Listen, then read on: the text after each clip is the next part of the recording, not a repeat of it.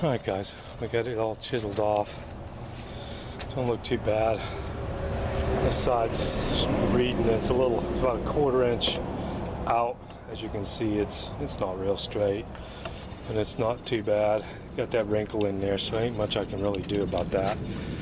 It was hitting the front, kind of in the ditch, went down in the ditch, pushed it back, so that little wrinkle right there is not going to come out because I actually have to bring this in a 1/4 inch on this side. But once we get the core support set up there, it'll center itself out good enough, I guess. And we didn't mess with the little apron pieces here. I mean the VIN number plates.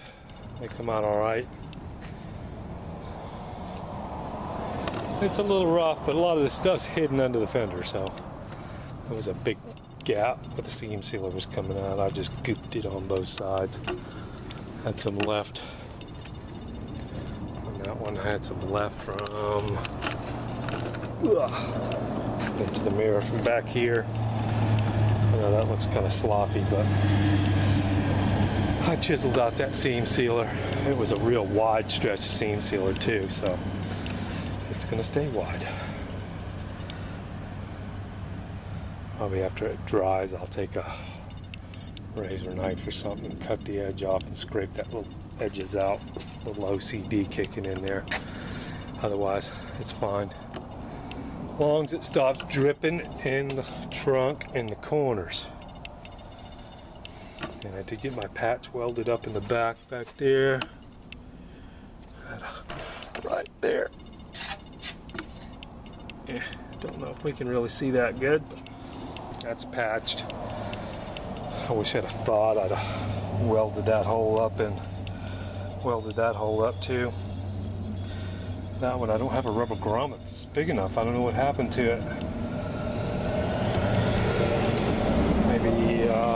Maybe it's in the trunk of that car. That's how it looked. I think I took all that stuff out. It's probably laying on the edges or in a container somewhere. Alright, well, I think we're going to call it another day. We got this stuff chopped out of here. It was a cluster of bent metal. That one's going to be a lot better.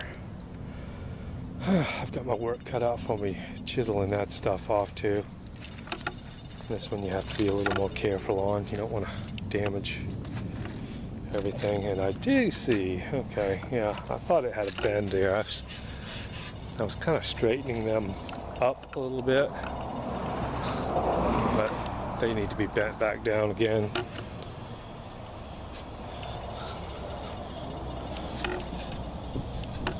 Something like that. There we go. Almost fixed. A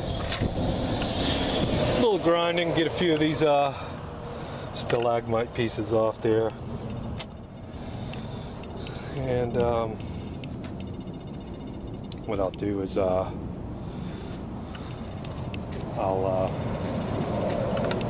cut this stuff off the inside, and I've got a hole punch. I'll punch holes right along here.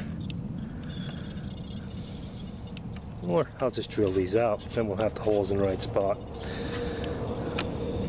But that's where we're at, that's what we're doing. Having fun. And you can see from back here.